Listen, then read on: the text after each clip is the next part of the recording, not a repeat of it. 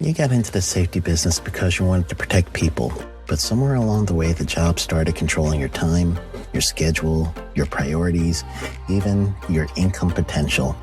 What if the expertise you've built over the years in the field can give you something more? More freedom, more control, more ownership of your future. I'm Sheldon Primus, the author of 7 Steps to Starting a Profitable Safety Consulting Business and the host of the Safety Consultant Podcast, with more than 350 episodes helping safety professionals become consultants and grow their career. Consulting changed my life. In fact, I'm a full-time RVer, and one consulting contract paid for my home I live in today. Now, I help safety professionals build their own consulting practice through bi-weekly coaching calls, accountability, and personal guidance. But this program isn't for everyone. Start with the Consultant Readiness Audit at sheldon.coach. What if everything we thought we knew about safety was just interference? From the host of the Rated R Safety Show and the founder of Safety FM comes the complete Signal Transmission Trilogy, now available in one powerful edition. Safety, in my opinion, the book that started the conversation. Safety Mutation, where the boundaries of culture, systems, and belief begin to break. And now, Safety Transmission, the final piece of the signal. For the first time, all 3 books are together in one volume. The Signal Transmission Trilogy, Complete Edition. This isn't just about compliance. It's about consciousness. It's about decoding the way we think, lead, and live, inside and outside the system. Whether you've been following the signal since the beginning or you're just now tuning in, this is the version to own. Search Signal Trilogy on Amazon or visit safetyfm.com to get your copy now.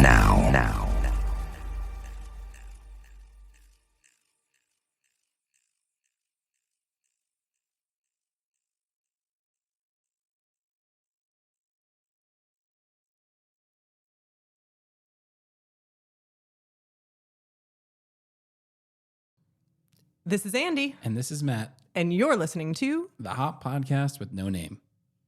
What a dumb name. It's so stupid.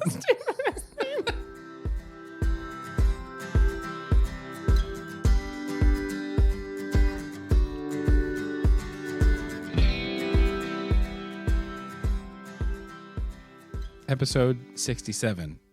And this is the second time we're recording the intro, which is a peek behind the curtain because we almost always just start and do it in one take. But you were I can't think of too many times that we've actually had to start over before. I know. What failures we are. And I'll take that personally. And that's on me for allowing you to set up your microphone poorly and then for it to be recorded. So this is really a me problem, which is true for most of the issues, which are me problems are really just you that I take the blame for. So this is a real peek behind the curtain for everybody. But no, we are take 2 action. We have an episode planned, and let's call it. It's a loose plan. It's a need to talk about a specific subject, with a loose plan of where we're going to take it. I'll describe it as we have an idea for a plan for an episode. That's what it is. No, we talk through it, and it feels important because it's something we've run into often and ran into again last week. Yeah. That's a segue for you to talk. Just say words now. Yeah, do it. Do the words. Do the hop words. Yeah, I think that the pattern that we tend to see and feels pretty prevalent right now, not just last week, but in several different places, is the fact that it feels really, really hard to get things done for a lot of people in a lot of places in an organization. And what I mean by get things done, I'm sure most people know exactly what I mean because it's so hard to get things done. But if we're putting it in the context of what it means to be in this hop space, let's say we've gone through the thought process of, hey, we really want to make some improvement in this area. And there is the possibility for us to design something differently. And we can have this fail safely, or we can make this part of the process easier. And we take all that time and energy to bring people together to have that conversation. Just the act of having the conversation is hard in a lot of places. Like, I have to be able to get buy-in from multiple different supervisors to have time to have a discussion, and I have to do that and work around scheduling requirements, and sometimes people come and sometimes they don't come, right? So that's already a barrier. And so we're exhausted by the time we get into the meeting. And then we facilitate some discussion, right? If you're a person who's facilitating operational learning and you're working really hard to try to understand the difficulties that people are facing, and in facilitating that, you're making sure that we're not blaming people who are outside the room, and you're focusing on the process. And just the act of doing that, anyone who's ever done it knows that that piece is exhausting. And then you finally get to a place where sort of everyone who's present at that moment says, you know what, there is a couple things that we can do. And we even might have scaled a solution set to something that's not too hard, right? This is a thing we can do within the next week, or we have some ideas of multiple different ideas of things that we can do to make improvement. And we've spent so much time and energy getting there. And then whoever decides to own that action has to go get buy-in from someone else who isn't there. And they have to wait to be on a meeting to have a discussion, to try to advocate for the people who are in the room, to try to get some amount of buy-in from someone to execute this plan. And they might do all of that. And then perhaps somebody says, oh, I'm sorry, we can't go that direction for X, Y, and Z reason. And it just is defeating. It's so hard. And if you do that enough times, I think that the people that we get to interface with sometimes have done that enough times already in some capacity that they're tired and they kind of feel stuck, and they kind of just feel done, meaning I can't make change. And so I don't know what to do.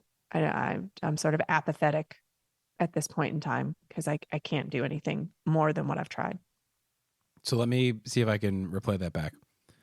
It's exhausting to get to the point where we can have a meeting with all the stakeholders about a problem. And then it's challenging to navigate that meeting in some ways to really identify what the problems are well. Mm-hmm. And then we try to brainstorm some solutions. And then we leave with some potential enthusiasm. Hey, we might actually be able to solve this. We could actually make some change here. And then we leave the room and we metaphorically look up another mountain we have to climb to try to get anything done. Yeah. And then we do that over and over. And for the most part, we're not successful in climbing the mountain a second time. Or if we are, it's exhausting. Yeah. And so... Or we have to take a side detour to something different on the mountain because the mountain itself just is too high. Or we realize that we can't climb the mountain today, but maybe in 2 years, the mountain's going to be climbed by somebody else. So we say, okay, we'll stay here at the bottom because this solution set is not going to be helpful for us. And it's going to be changed anyway in 2 years. Yeah, there's just, I don't know. It seems like a lot of the places that we've been able to interface with lately, there's a lot of people who are tired. They're very tired. Feels very much like Sisyphus, right? Isn't he doomed to push the rock up the mountain forever? There is a person who's doomed to push a rock up a mountain forever.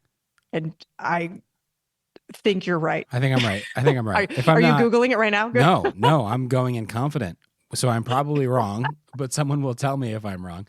But it is that feeling of it's just challenging. And we see it, very lucky to come into usually a site and meet with the team and do some operational learning. And then we leave. And we know that we try to do our best to kind of package the next steps as well as we can for someone to take. And it often feels like, we're handing them a 10-pound package and it's delivered to them like it's 1,000 pounds. Yeah. Because they know the internal workings of what it's like to get that done. And it's going to be a heavy lift. And it's exhausting because it's not the only thing they're trying to move up the mountain, right? There's a bunch of things going on. 27,000 different, hats that people are trying to wear.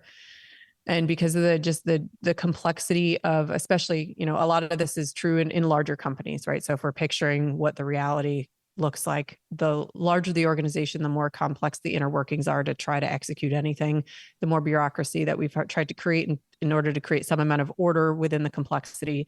And all of those steps they require energy and effort and time that a lot of people, we just don't have time. There's just not enough time in a day to be able to even take something that's seemingly simple and execute it. And the reason why we only have a plan for this podcast is we don't have a magic button, right? Like there's nothing that that you or I can do that makes any of that reality go away. Apart from, I guess, empathizing with it, acknowledging that it's real, and then encouraging the folks who do have a little bit more energy that it's really what they're doing is really necessary. Like what the people who are like, hey, I am going to try to climb up that mountain just one more time, that's what's making the world go around. The folks who are critically thinking, who just haven't given up and, hey, it's easier for me to just be stuck here without being able to improve anything. The folks who are like, I don't know that that's good enough. I don't think it's good enough. I'm going to put in my own personal time and energy to make it better. That it's those individuals that are allowing things to be improved within the world, not just in the context of an organization, but across the globe, outside of work, right? Even in home life I'm tired, but I know that there's a path forward. I know there's a place to go. And I remember the moment in which I felt so defeated, I almost gave up in my own organization in trying to do this. And I think Bob Edwards will empathize with this. If he was here with us, he would tell the story as well. We were doing a learning team, and one of the actions just be clear, Bob's okay. I just want to be clear. As Bob is fine. That was a very weird. He's just not on the podcast with us at the moment. That. I talked to him this morning. He's perfectly fine. Yeah. Thank you for that clarification. You're welcome. And so he and I were doing this learning team, and one of the actions that came out of it is we just needed to line some components up on the ground, and they needed to be lined up in a line. And so the idea was we should put a piece of tape on the ground. And no one could agree as to whose job it was to put a piece of tape on the ground. So this was my own facility, right? So this is the facility that I spent day in and day out in. And we spent not just the hours that Bob was there trying to figure it out. After he left and I was still there, we spent days trying to navigate through who puts the tape on the ground. And it felt so stuck and so broken in that moment that my thought process at the time was, I can't do this. I mean, this place is just going to crumble. There's no hope here if we can't even get a piece of tape on the ground. And so I'm not going to waste my time and energy trying to help if no one can help themselves. And just out of curiosity, what stopped you from putting tape on the ground? The 3 different unions couldn't agree as to whose job it was. Okay. And what stopped me personally from putting the tape on the ground? Mm-hmm. Because I didn't want to swoop in and save the broken process, right? So the easiest thing for me to do personally and to sort of move us along is for me to take the tape and put it on the ground. And reasonably, in my world, it would have been a grievance, meaning I wasn't allowed to do that. Somebody would have grieved the fact that I did it, and then it would have eventually just normalized, and I would have gone through the grievance process and everything would have been fine, but the tape would have been on the ground.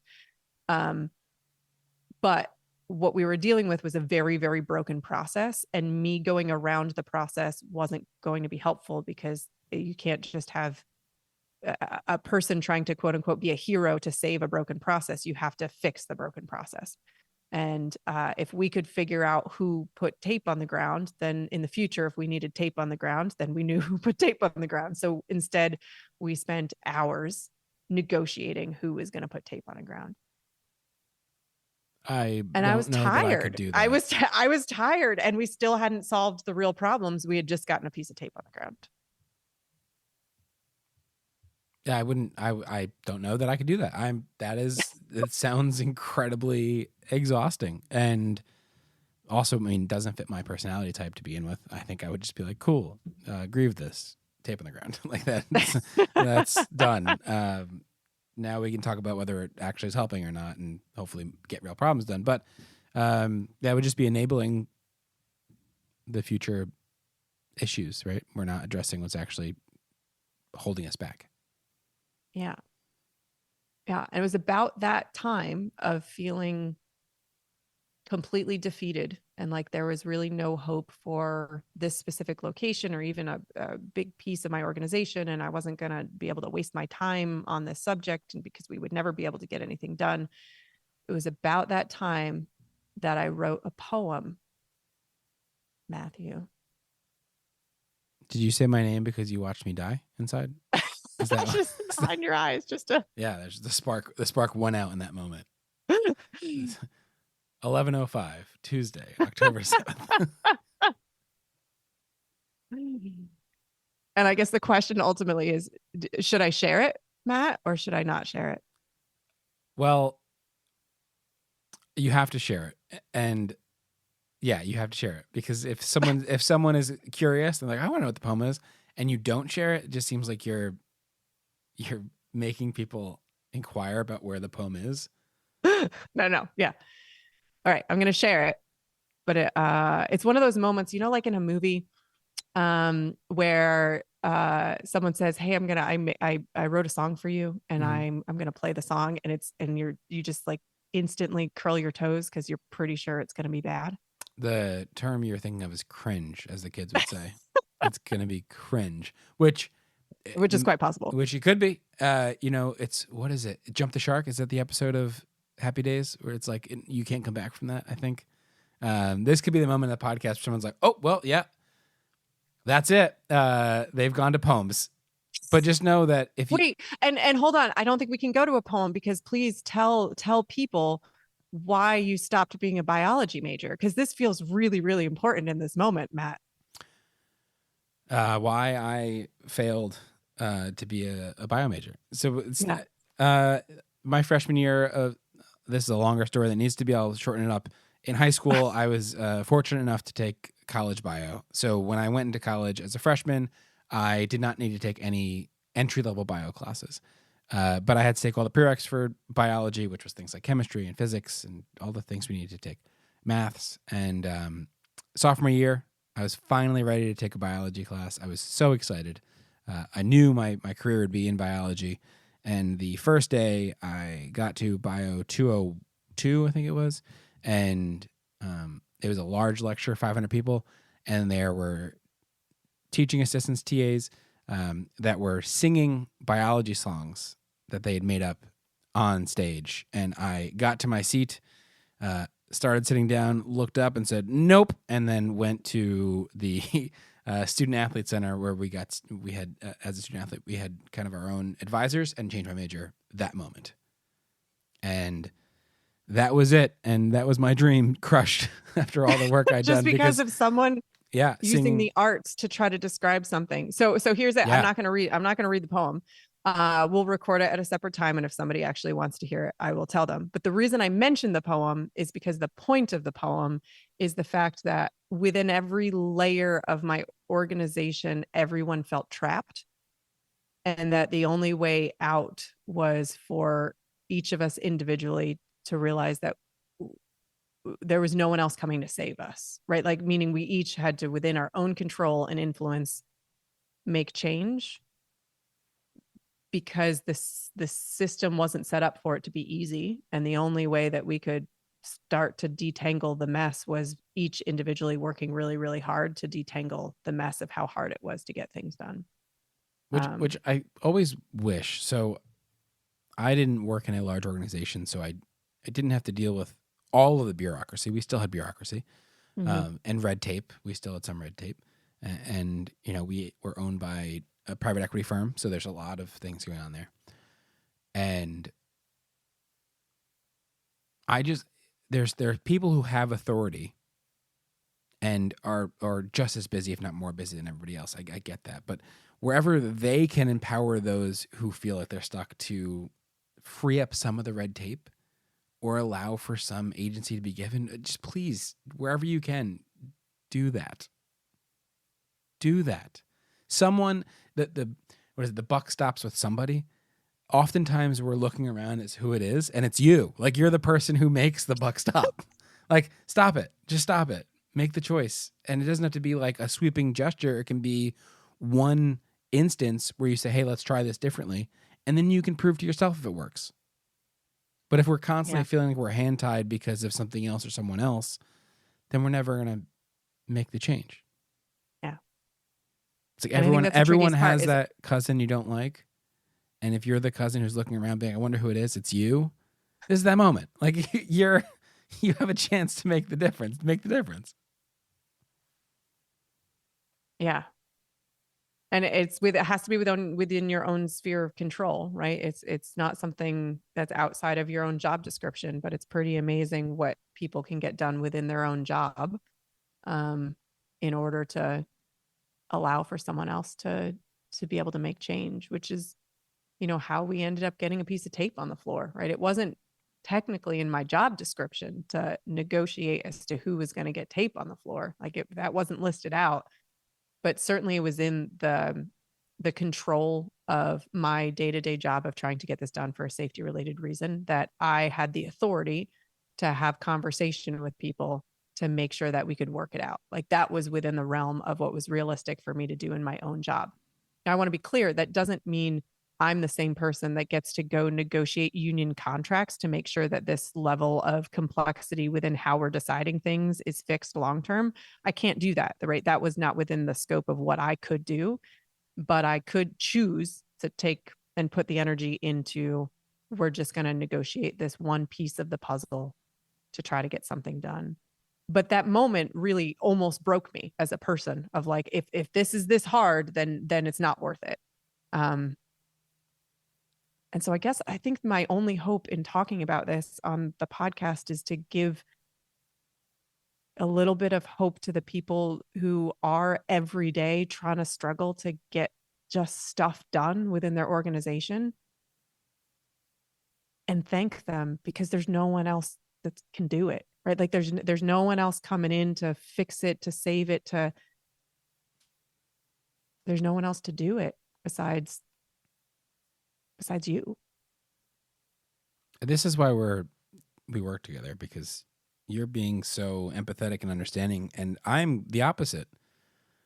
It's like, if you have any authority to free up people to make their own choices, do that. You don't have to stand up in front of a group and say, hey, from today forward, we're going to change the way we make decisions.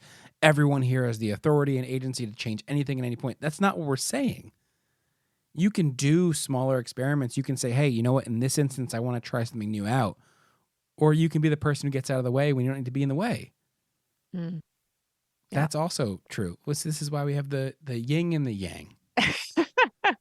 And that reminds me of a story specifically of where we can sort of illustrate both sides of that coin, because there was a learning team in which the output of the team specifically, they wanted to change a one intersection traffic pattern. That was what they wanted to do in order to solve the problem. When I went to go bring that solution set to what was at the time my boss's boss, of like, hey, we would like to try this out, I was met with the response of, we've already decided what we're going to do. And what we're going to do is actually, we're going to paint some stripes on the ground instead, right? So we're not going to change the traffic pattern. We're just going to bring visibility, bring an alert, bring hey, there's an intersection here sort of solution to this problem. Let me guess. They nailed it. and then I had to go back to the team, right? So that would be an example of a time and place if that person that had the authority could say, hey, we have an idea. We, at that point being this leadership team, but let's try your idea, right? That Matt, that would be the side of the puzzle that you're talking about of like, hey, let's just try the idea that the local team wanted to do and see if it works. And let's try that out first before we paint stripes on the ground. Which is hard. I get it, because that leader probably took the time, thought it was a good idea, and it's moved on to 10 problems from then. Correct. And so they're like, what do we talk? I already decided what we're going to do. Go do this thing. I get it. That's really hard. I've been there. I've lived that life time and time again. Yeah. But if we're going to be intentional about making change, we have to do it at some point. And this is a perfect example of it's not that hard to allow someone to try something in this situation. Keep going. Try it. It's a small pilot. If it works, it works. If it doesn't, it's it one doesn't. intersection. Right? We're not trying to change a whole bunch of things, just a small pilot. So that was option time one of someone being able to change things. Now, I personally don't have control over what this leader says and what they say they're going to do, but I do have control over what I ask for and what permission I ask for. And in that moment, my request was, hey, after we put the stripes in, do you think we could come back and consider their proposal if the stripes don't fix the problem? That's all I asked for, which I think is a very reasonable request. And the person who is a very reasonable leader said, yeah, we could absolutely do that. So the stripes went in. And at that point in time, I brought that team back together and we went and we looked at it and we said, okay, is this going to work? And what they showed me is actually the striping on the ground, unfortunately, created a camouflage effect for the equipment that they had. So the stripes were yellow and black, and the equipment that we had, much of it was yellow and black. And so if you were using the mirror, which was above this intersection, in order to see if there was traffic, and be able to see around a blind corner, you actually couldn't see the vehicle nearly as much as you could before. Before this yellow and black stripe, it was a blue floor. And so it was pretty easy to see the vehicle on top of it. Now it's sort of this strange camouflage. And so I took a picture of it and I went back to the leader and said, hey, this is what we're seeing right now. Do you think that we could try out this other solution? Because this doesn't seem to have aided in our ability to see in this intersection. And so could we try this other solution? And the very reasonable person, because I brought reasonable information, said, yeah, we can try it. And to this day, I am guessing that intersection, it didn't get repainted. It's still stripy on the floor. Like we didn't get to go back to what we did before, but the intersection in terms of who has right of way has changed to make it less likely that you wouldn't see somebody visibility wise.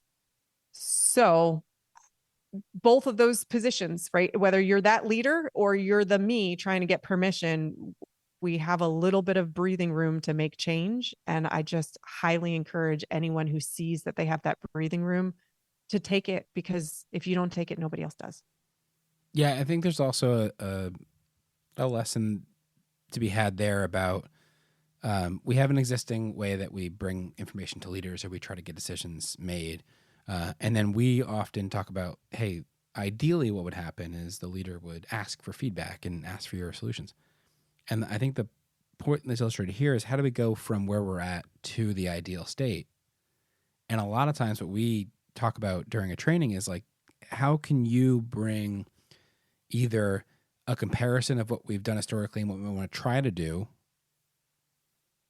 and also, in your case, hey, let's try the thing the leader says for now, but then let's go and give honest feedback about how it's working and give an alternative. And so there's ways to go from where the state we're in now of feeling like we're rolling the rock up the hill all the time and kind of stuck, and the ideal state that sometimes we paint, and how we're getting. It's a time-based journey to get from one to the other. It's not a switch that gets flipped usually. It's not. There's no immediate gratification at all in doing this. Yep. And there's a whole lot of people who are really, really good at knowing that and who continuously tell us stories of, I just remember this distinctly. We're going to have a new policy around how we're using our knives, and we couldn't control that policy was being sent and as a requirement. But what we could control was we tried it out and we gave really, really constructive feedback to the people who created that policy. And that's what we had control over. And we chose to do that. And in doing that, we've made change. Those people, in my mind, in the world that we live in today, they are heroes. They are critically looking at things. They are not giving up and saying like, okay, just what I'm handed is the right answer, and I guess we have to do this. They're saying, hey, I might have the ability to bring better information to a leadership team to make a different decision, and I'm willing to take the time and energy to do that. If you're one of those people out there, you're our hero, and keep doing it. All right. This went on longer than I thought, I'll be honest. I think it was it was constructive, but this lasted longer than I thought. That's it. Unless you have anything else to say. No, that's all I got. Okay, we'll find a way to get the poem distributed that's not in this episode, thankfully. Thanks for listening. We'll talk again soon.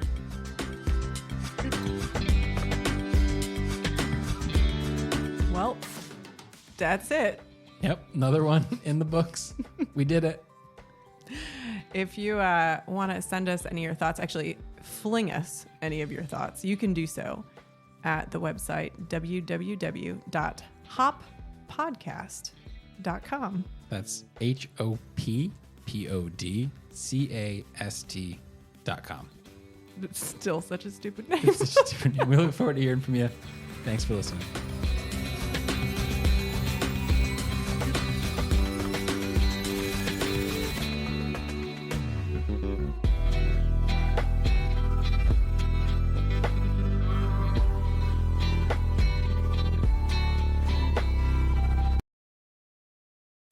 You got into the safety business because you wanted to protect people, but somewhere along the way, the job started controlling your time, your schedule, your priorities, even your income potential. What if the expertise you've built over the years in the field can give you something more? More freedom, more control, more ownership of your future. I'm Sheldon Primus, the author of 7 Steps to Starting a Profitable Safety Consulting Business and the host of the Safety Consultant Podcast, with more than 350 episodes helping safety professionals become consultants and grow their career.